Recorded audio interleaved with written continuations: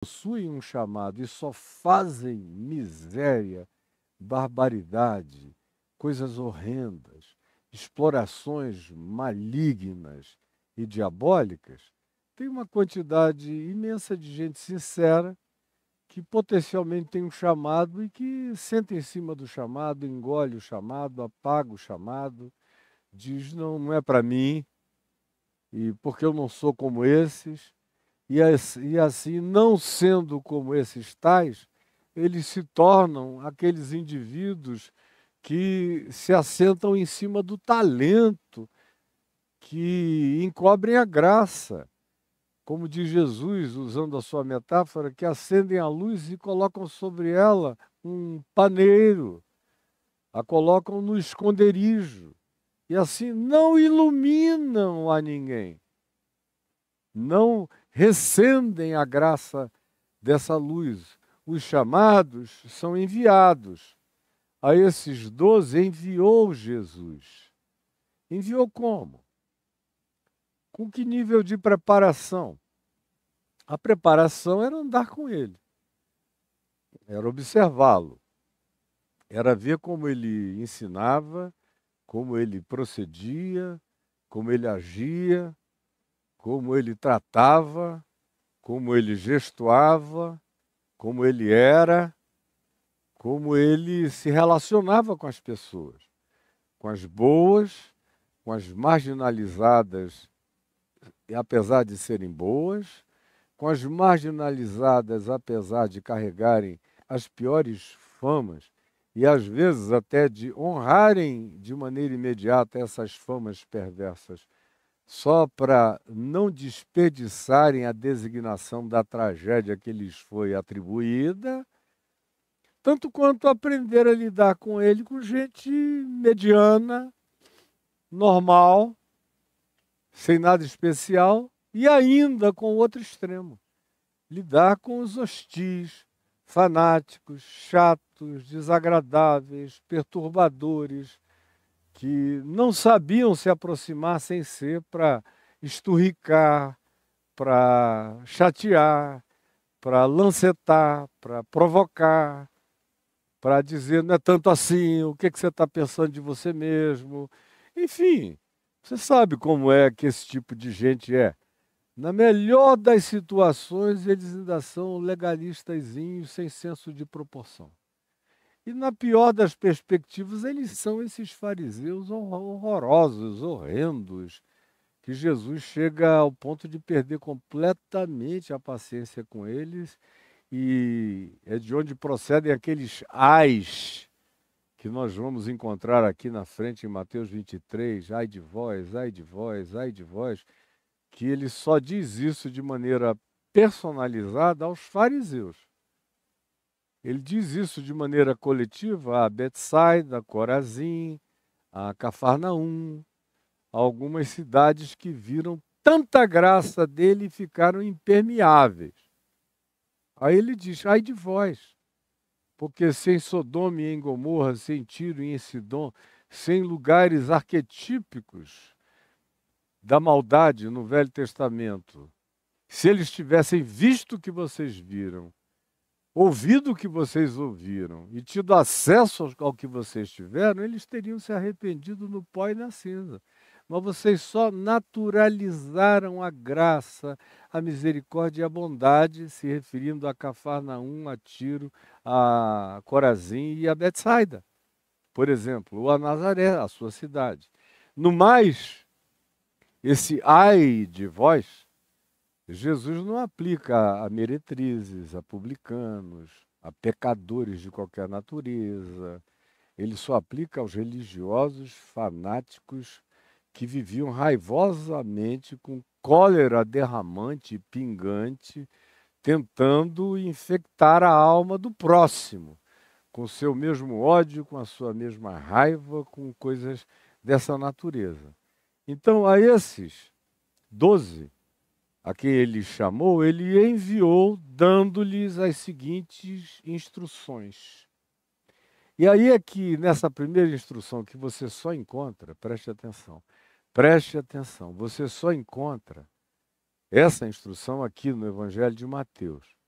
Se você ler o mesmo texto correlato em Marcos 6, de 7 a 13, ou em Lucas 9, de 1 a 6, é o mesmo texto, sinótico, você não vê Jesus incluir essa instrução que só aparece aqui em Mateus, no capítulo 5. Ele os enviou com as seguintes instruções. A primeira delas, preste atenção como ela é bizarra. Não tomeis rumo aos gentios, que seria uma coisa que posteriormente Jesus determinaria como prioridade. Ir até os confins da terra. E quando depois do dia de Pentecostes, onde Jesus já vinha repetindo isso, vocês vão ser minhas testemunhas tanto em Jerusalém, como aqui do ladinho, no deserto da Judéia, como descendo um pouco mais, vocês já estão na Cisjordânia, na Palestina, na Samaria dos dias de Jesus, bem do ladinho. E até aos confins do planeta, até onde houver terra, onde houver gente, vocês vão anunciar a minha palavra. Indo, chegando nesses lugares, vocês encarnem a minha palavra. Deixem que as pessoas percebam que tem uma natureza divina operante em vocês. E quando eles virem isso, eles vão indagar. E quando eles indagarem, vocês vão me ensinar, vão exemplificar, vão gestuar, vão demonstrar, vão fazer o que eu fiz. Assim como o Pai me enviou, eu também vos envio. É do mesmo modo, é para praticar o mesmo modus operandi.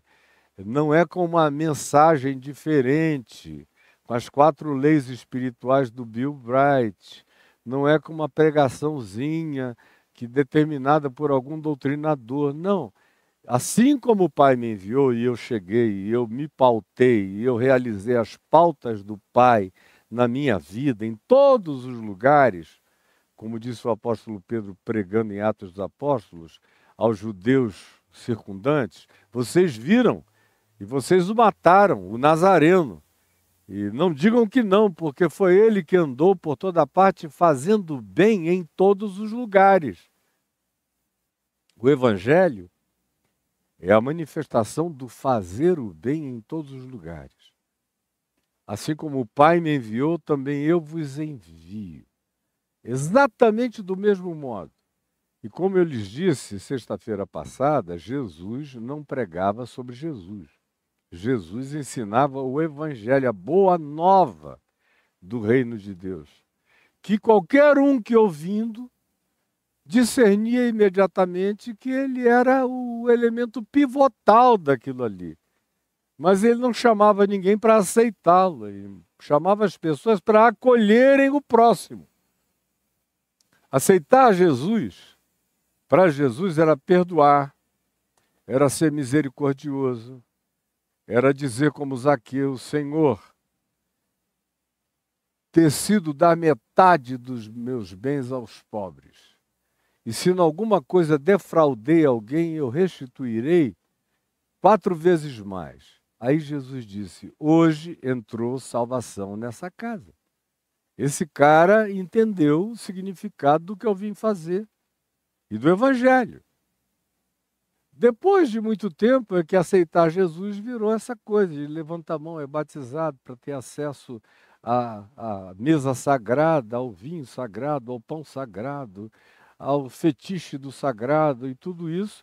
E tudo que não importa mais é a prática do Evangelho. Afinal, você já levantou a mão e já aceitou Jesus como seu Senhor e Salvador, o que lhe deu uma carta de alforria para deixar o Evangelho para lá. Porque isso é coisa de gente fria. Gente quente sai gritando, eu sou de Jesus, e não pratica nada. Esses que andam aí sem falar nada e praticando bondade são os idiotas. Não é em razão deles que a igreja cresce em número, mas em razão dos estriônicos e dos histéricos e dos incorretos e dos atropelantes. É isso que está na alma cultural de todos vocês praticamente nos dias de hoje e é o que não é o que Jesus ensina. Mas, nesse dia, aqui em Mateus 10, 5, tem uma informação que não é permanente, mas é uma instrução temporária, absolutamente temporária. Até porque, olha só o que se diz, não tomeis rumo aos gentios, ainda. Naquela hora, não. É para vocês ficarem contidos dentro desses limites de onde habitam os israelitas, o povo de Israel, como ele é designado nos evangelhos. Israelense é uma designação para quem faz parte do Israel sionista de hoje, com dominação de governança sobre o lugar que a gente também chama, geopoliticamente falando, de Israel. Mas naqueles dias onde os chefes eram os romanos, só o que sobrou era o povo de Israel, sem nenhuma autodeterminação. Então, pois bem, a ênfase é não tomeis ainda o rumo aos gentios. Vai chegar uma hora em que eu vou mandar vocês para o mundo inteiro, como prioridade, mas por enquanto não. Existem determinadas instruções que a gente recebe de Deus que são temporárias, que são particulares, que são sazonais, que são de um tempo. Essas instruções não têm nada a ver com ética, com as práticas do amor, nem de como é que a gente deve olhar e interpretar o próximo. Tem a ver apenas com estratégia e circunstancialidade. Tem a ver apenas com estratégia e circunstancialidade, como é o caso aqui. Por isso, é por enquanto. Não é total nem é para sempre. Haverá uma hora em que o conselho e o envio será extremamente mais amplo, mais largo, será do tamanho do planeta. E a segunda coisa que Jesus diz é: não entreis em cidade de samaritanos. O que é outra coisa muito estranha, a não ser que você entenda como meramente temporário e circunstancial. Afinal, como eu já mostrei diversas vezes e não canso de repetir, os samaritanos tiveram um lugar totalmente especial na vida de Jesus.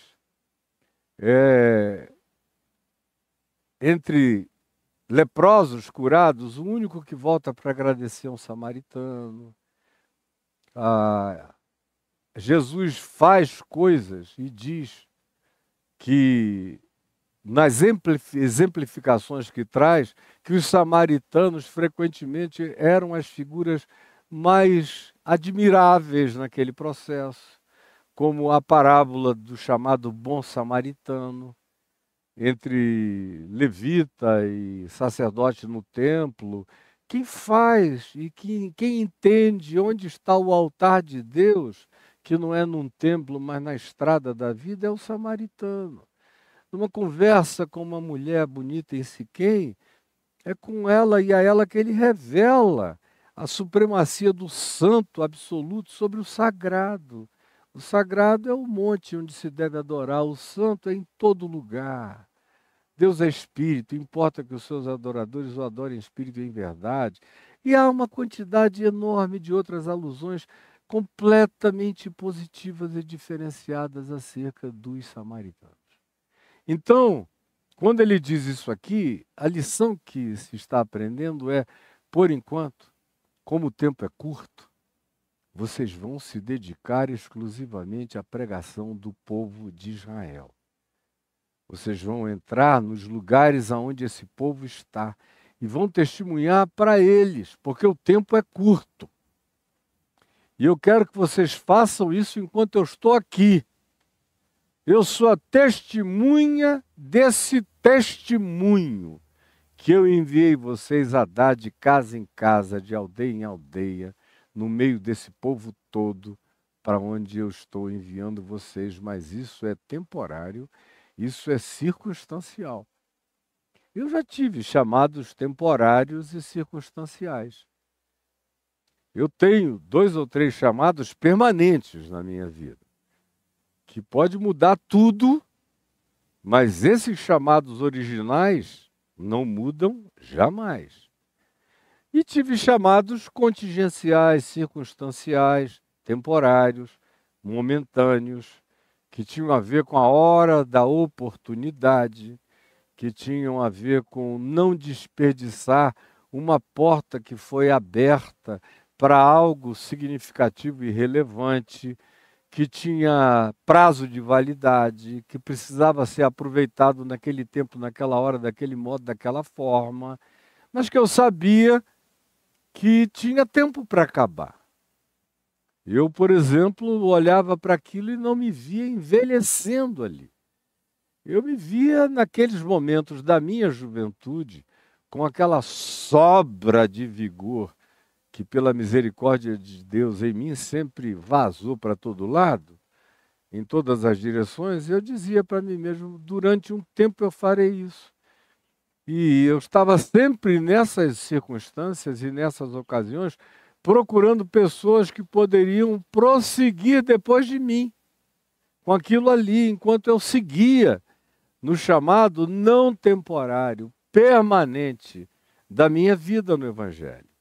Então entenda isso, tem coisas que são temporárias, tem coisas que são definitivas e permanentes. Quando ele deu essa instrução, não tomeis rumo aos gentios, nem entreis em cidades samaritanas, era circunstancial para que o testemunho se concentrasse nas aldeias, nas cidades, nas sinagogas, nos grupamentos, nas congregações do chamado povo de Israel, que já quitava de ser o povo escolhido, superior a todos os demais, especialmente aos samaritanos, aos quais eles odiavam. Então, essa é a primeira coisa que eu queria ressaltar para você aqui. Aí o verso 6 prossegue dizendo, mas, de preferência, esse mais de preferência também cria uma relativização em relação ao que ele tinha acabado de dizer. Ou seja, não tomeis rumo aos gentios, nem entreis em cidades samaritanas, mas de preferência. Significava que, se um samaritano cruzasse o caminho deles, não era porque eles tinham recebido essa instrução que eles não iriam compartilhar a mesma graça com os samaritanos, ou com os gentios, ou com os romanos que aproximassem, ou com gente de qualquer outro lugar. Se circunstancialmente chegassem, receberiam a mesma graça, o mesmo acolhimento. Agora, todavia, nesse envio inicial, a recomendação preferencial é essa. Por isso, tem uma adversativa seguida de um preferencial. De preferência, procurai as ovelhas perdidas da casa de Israel. Aí, portanto, também tem uma outra designação sobre que tipo de israelita eles iriam procurar. É por isso que eles não foram pregar no Sinédrio, em Jerusalém, nem deram prioridade às sinagogas, onde estavam os rabinos mais pompudos. Não. Eles deram prioridade, eles sentiram que era um envio preferencial às ovelhas perdidas da casa de Israel. Aquelas pessoas que habitavam, por exemplo, a Galiléia e as regiões todas da Baixa e da Alta Galiléia, e em todo lugar que não fosse ainda Jerusalém e a Judéia, estavam essas ovelhas perdidas da casa de Israel.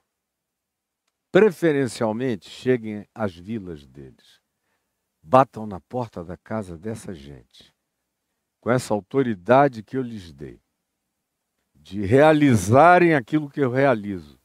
Assim como o Pai me enviou, eu vos envio e vos envio com o mesmo poder com o qual Ele me enviou.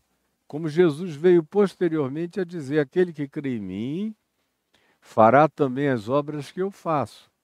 E outras maiores fará, porque eu vou para junto do Pai. E aqui Ele os envia dizendo, repitam-me Aonde vocês chegarem, o tempo é curto. A seara é grande, os trabalhadores são poucos. Lembram-se desse contexto?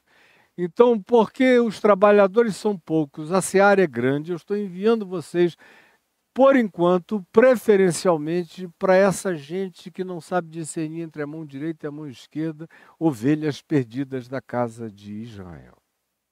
E, diz ele, preste atenção, à medida que seguirdes, que fordes andando, é uma dinâmica do Evangelho, como lá em Mateus 28, onde se diz indo por todo mundo. É um gerúndio, indo. Não é um id tópico. É um gerundiamento existencial.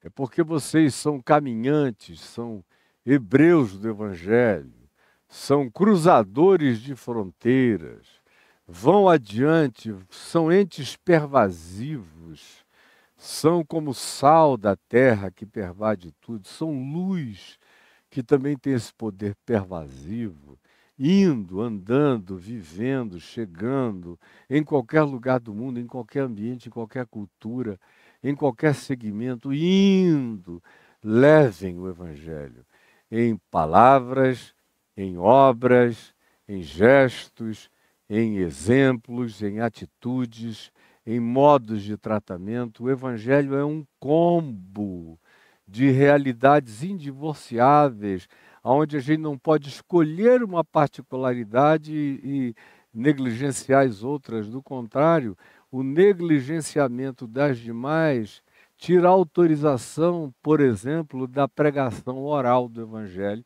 se não se fizer acompanhar pela autoridade que decorre de uma vida que encarna, honesta e sinceramente, as pautas de Jesus no encontro humano. Mais claro do que isso, não dá para compartilhar com ninguém.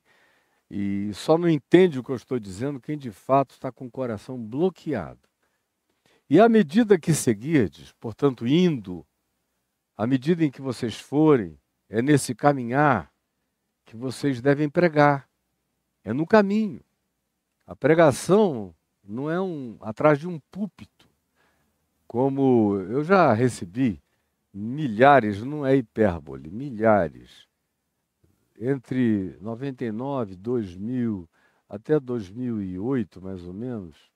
Ah, meu Deus, eu não sei quantas milhares e milhares, eu não teria nenhum pudor de dizer que talvez nesse período, nesses 8 anos, eu deva ter recebido 1 milhão de e-mails. Porque houve dias em que eu recebi 70 mil num dia só. E o que isso tem a ver com o que eu estou falando aqui? Tem a ver com a quantidade de pastores que me diziam: Caio, meu Deus, eu queria ter tua coragem, mas eu não sei viver sem um púlpito. Sem um púlpito, ficar atrás de um púlpito. Eu não tenho essa tua coragem. Eu sem púlpito não sou ninguém. Ou então aqueles que escreviam dizendo: poxa, Caio, me tiraram o púlpito. Os presbíteros, os líderes, quando viram que eu estava te seguindo, te lendo, te absorvendo, me acharam perigoso, me afastaram e eu fiquei sem púlpito. E eu sempre olhei para esses indivíduos e perguntei: e daí? O púlpito é um diminutivo. Eu, por exemplo, só estou aqui nesse púlpito hoje, que é uma bancada improvisada, para segurar a minha Bíblia, debaixo da árvore, no jardim de casa, conversando com vocês. Mas eu comecei a minha vida sem nenhum púlpito, nunca nem sonhei com um. Comecei no caminho, indo por onde eu ia, a quem eu encontrava. Me apelidaram de carro velho. Aí perguntavam por quê. É porque onde para, prega. E foi de fato o que aconteceu comigo. O que Jesus disse: à medida em que seguirdes, pregai. Pregai o quê? Que o reino de Deus chegou. Que o reino de Deus não está num lugar, numa geografia, num sagrado fetichizado, não habita um santo grau, não está num lugar, numa congregação especial, não está confinado em nenhum templo, em nenhum ambiente, não pertence a nenhuma geografia, não conhece nenhum tipo de vaticanidade determinante de onde seja a sua centralidade. Não, o reino de Deus está à mão de qualquer um. Está aqui, está ali, como Jesus disse a um dos grandes mestres de Israel nos dias dele, chamado Nicodemos: tu és mestre em Israel e não compreendes essas coisas simples como nascer de novo, virar uma nova criatura em vida. E Jesus acrescentou: o Espírito Santo, o Espírito de Deus, sopra onde quer. Ouves a sua voz, não sabes de onde ele vem nem para onde ele vai. E assim é todo aquele que é nascido do Espírito. Ou seja, eu estou chamando vocês para um estado de impermanência sólida, de impermanência enraizada para cima. As raízes do reino de Deus são plantadas para cima. Por isso que eu tenho essa mobilidade terráquea, porque eu estou plantado nos céus, eu tenho liberdade na terra de ir e apregoar aonde quer que eu chegue e buscar as ovelhas perdidas, seja da casa de Israel, seja de qualquer comunidade humana, seja em qualquer tempo, seja em qualquer hora. Não há nenhum confinamento de coisa alguma especial que se vincule exclusivamente a Israel. Não há. O evangelho do reino de Deus é para humanos, não para judeus. Judeus estão aqui numa sequência histórica, geopolítica, espaço-temporal, numa cronologia de tempo que tinha hora para acabar, prazo de validade, a cruz ia chegar e Jesus está se multiplicando porque a seara é grande, os trabalhadores são poucos e ele quer ganhar tempo. Nada além disso, não mistifique nada, leia com lucidez e entenda com sobriedade. Pois bem, à medida em que seguides, pregai. Enquanto vocês vão, foram, se movimentaram, encontraram gente, preguem a palavra. E digam, o reino de Deus está aqui. Chegou. Está entre nós. Qualquer um pode estender a mão e invocá-lo, alcançá-lo, abraçá-lo. Não tem dia esperando, não é num sábado santo, num domingo sagrado, não é um profissional da fé ou da crença ou da doutrina ou da catequese que tem prerrogativas especiais para comunicar o reino de Deus a você. Não é algo que você precisa aderir com formalidades e com ritos para ir tendo acessos, como se fosse num culto de mistério, como se fosse no culto de mistério dos egípcios, ou dos gnósticos, ou da maçonaria, aonde de um rito você é remetido a outro. Não tem nada disso. Há uma anarquia cheia de luz no reino de Deus, aonde todo aquele, indiscriminadamente, que invocar, todo aquele em qualquer lugar que invocar o nome do Senhor será salvo. E ninguém tem controle de nada, ninguém é dono de nada. Esse é o reino de Deus, que se planta no coração de qualquer ser humano que creia, em qualquer lugar. Aí ele prossegue e diz mais: curai os enfermos, porque ele lhes tinha dado autoridade. Curar enfermos era o que ele fazia, a gente já viu nos contextos superabundante e fartamente. Todo tipo de doenças e enfermidades. Na sexta-feira eu me coloquei no lugar de alguém perguntando: escuta, se fosse hoje com tanto recurso médico, lembra da resposta que eu dei? Não vou repeti-la agora, está gravada aí no YouTube de sexta-feira passada, vá lá e pegue. O que ele faria? Eu disse, e eu tenho que me poupar, senão não termino nunca onde eu quero chegar. E ele diz: curai os enfermos. Eu continuo a crer na cura dos enfermos, que precisam de cura, que creem em cura e que não têm recursos de serem curados. Eu creio preferencialmente na cura desses doentes, mediante a oração da fé, a qual eu não me furtei jamais de praticá-la, nem de crê-la, nem de exercitá-la, e jamais deixarei de fazê-lo. Curai enfermos, ressuscitai mortos, mortos, mortos, mortos. E eu já vi mortos se levantarem da morte, para não ir muito longe. Só o meu pai, numa UTI durante 60 dias, mais ou menos, quase 60 dias, morreu 13 vezes, com constatação médica da morte dele. Se eu quisesse ter pedido um atestado de óbito, eles teriam trazido. Mas eles, depois que viram o tipo de relação espiritual que eu tinha com meu pai, passaram a fazer de outro modo. Eles gritavam: pastor, pastor, chama ele, pastor, para ele voltar. E papai morto. E eu ia lá e o chamava: paizinho, paizinho, é seu filho Caio Fábio, volta, pai. Aí ele abriu o olho e os médicos já tinham dado 13, 15 injeções de adrenalina, feito todo tipo de choque, de todos os procedimentos e protocolos sem conseguir nada. Viu aquele homem abrir o olho e dizer: oi, meu filho. E ele só partiu no dia em que me pediu: por favor, não me chama mais. Porque às vezes eu já estou fora daqui do corpo, vendo coisas gloriosas. Aí eu ouço a sua voz e eu me sinto obrigado a voltar. E foi quando eu prometi a ele: da próxima vez, você vai, pai. Até que chegou a manhã do dia 14 de setembro de 2007. E quando o médico disse: ele morreu de novo. 13ª vez. Chama, pastor. Eu falei: agora não. Agora eu não chamo mais, ele me pediu, eu fiz um acordo com ele. Agora ele vai. Agora ele vai.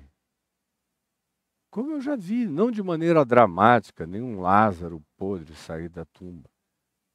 Mas enquanto os hospitais, enquanto os leitos, onde pessoas estavam dadas e tidas como mortas, e você chega ali, pega aquela pessoa totalmente gelada e fala com uma autoridade carregada de amor no ouvido da pessoa. Não são todas, mas também não raramente. Alguns abrem os olhos e dizem: hã? Aí você inicia um diálogo e a pessoa vive mais, sabe lá Deus quanto tempo. Alguns mais uma semana, mais um mês, mais 2 meses, alguns mais um ano, alguns mais um tempo longo. Só Deus sabe. Mas eu continuo a crer nesse poder de revitalização da morte. E vou viver a minha vida inteira assim. Como curai os leprosos. Tanto os leprosos de hanseníase, quanto os leprosos de qualquer outra natureza figurativa ou metafórica do que possa a tais pessoas se aplicar a designação de lepra, de separação, de marginalização, de afastamento, de preconceito ou de qualquer outra coisa. Você chega com seu amor, vai purificando tudo, vai purificando todos, vai abraçando, vai acolhendo, vai tirando as imundícias predeterminadas pelos preconceitos da ignorância, da intolerância, da religião, do espírito político separatista, de apartheid. Continua o mesmo poder, a mesma autoridade. Expelir demônios, que é uma palavra tão forte, que é aquela que bota para fora mesmo. Botem demônios para correr, é o que ele está dizendo aqui, é expelir. Sai! Não precisa gritar, mas o bicho sai. Não só demônios de natureza espiritual, mas psiquismos demoníacos, que não são demônios, mas são desenvolvimentos de psiquismos semelhantes a demônios. Como também aqueles demônios do desenvolvimento da maldade humana que se engendra em determinados corações e ganha uma vida diabolicamente própria, embora você esteja lidando com um diabo humano. E não raramente, sinceramente, eu já os expeli em grande quantidade e continuo expelindo. Toda hora eu vejo alguns bichos que vêm com vontade de te comer vivo e você olha e na força da autoridade, do seu amor e da sua total ausência de medo, você os põe para correr sem dizer nada. Isso eu não li em livro nenhum, é o livro da minha vida que conta essa história todo dia. Aí Jesus diz, de graça recebestes. Vocês não fizeram nenhum teste, não tiveram que passar em nenhuma prova, não foram experimentados em nada, especialmente antes desse dia e dessa hora. Foi uma concessão minha, foi graça, favor imerecido. Eu chamei e eu credenciei espiritualmente vocês. Eu listei vocês como autoridades diante de principados, de potestades, de anjos, de demônios e de toda sorte de observação lúcida de consciência. Eu concedi essa transferência. E Lucas, no mesmo texto, diz de poder e autoridade. Poder, dunamis, essa força explosiva, e a autoridade é uma palavra que designa algo que foi imputado, exousia, é algo que eu recebo, como uma designação de alguém superior que diz, eu valido você com esse poder. Lhes concedeu dunamis, esse poder de explodir fortalezas, de arrebentar estruturas, humanamente falando, impenetráveis. E, ao mesmo tempo, carregando uma credencial insofismável da verdade de Deus na vida de vocês. Isso tudo foi graça. Vocês receberam de graça. Aí ele diz, então de graça, dai. Não cobrem nada, não condicionem a nada. Eu fico vendo aí, e ainda tem gente que se engana com isso.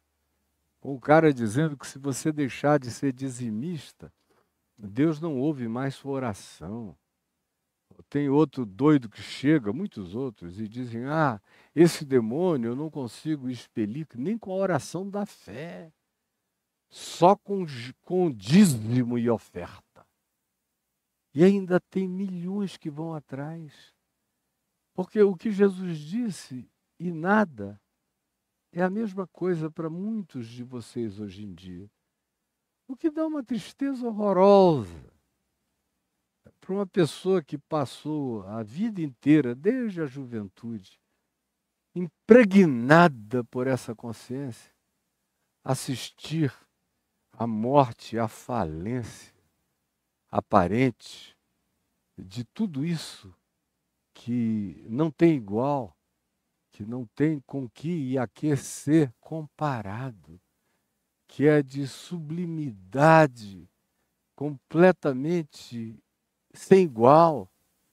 E aí você vê as pessoas trocarem isso pela opinião de um coach, de um pastor doido que não sabe nada, nem das heresias que declara, quanto mais da verdade do evangelho que ele deveria ter crido para ser salvo pela graça de Deus. Aí dá muita tristeza, muita tristeza. Eu continuo fazendo parte de tudo, mas às vezes com cansaço.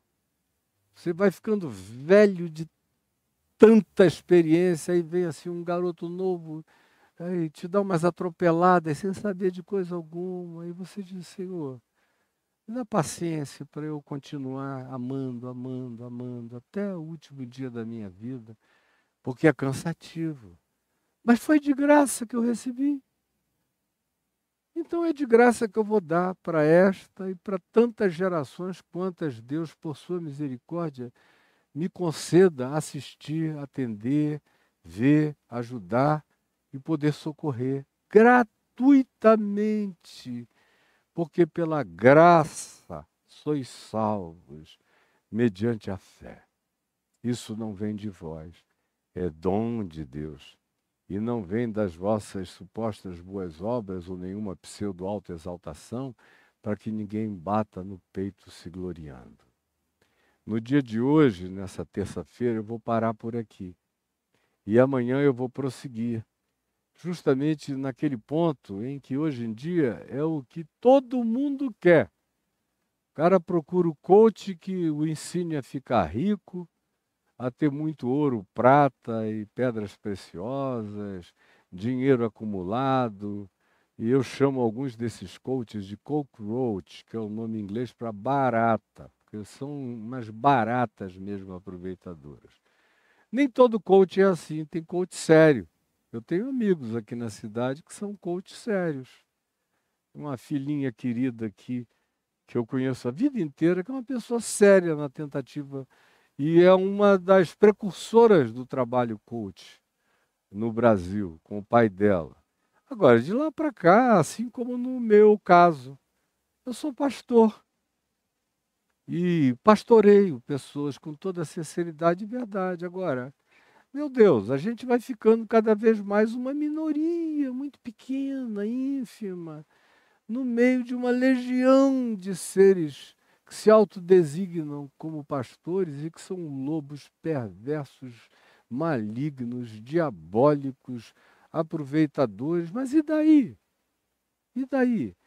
Eu continuo a ser quem eu sou, apesar deles terem optado por se tornarem em diabos falando em nome de Deus. São como demônios correndo dizendo: Jesus é o Cristo. E Jesus dizendo: cala a boca! Cala a boca! Cala a boca, demônio! Não fala nem o meu nome, porque na tua boca isso já é contravenção. Então eu paro hoje aqui e amanhã eu quero seguir do verso 9 em diante. Não vos provereis de ouro. Aí chamem os coaches do ouro, da prata, do Cristo rico e poderoso, das justificativas todas para o cara virar um nababo de grana em nome de Jesus. Eu tenho amigos ricos pelos quais eu sou muito grato a Deus, que são mais generosos do que ricos, inclusive. São gente linda e santa de Deus. Agora, o ser simplesmente rico, sem graça de generosidade, abundância de bondade, sem visão do bem, faz mal a quem assim se torna. Acaba, como diz Paulo em 1 Timóteo, no capítulo 6, do verso 15 em diante, se transformando na ruína da própria pessoa. Mas isso fica para amanhã, to be continued. Amanhã eu aguardo você aqui em Mateus 10, do verso 9 em diante. Senhor Jesus, que essa palavra tenha trazido alguma luz, alguma consciência, algum chamado, algum entendimento e algum envio lúcido e prático e transformador na vida daquele, daquela que me ouviram com teu amor no coração. É o que eu te peço, em teu nome, Jesus. Amém e amém.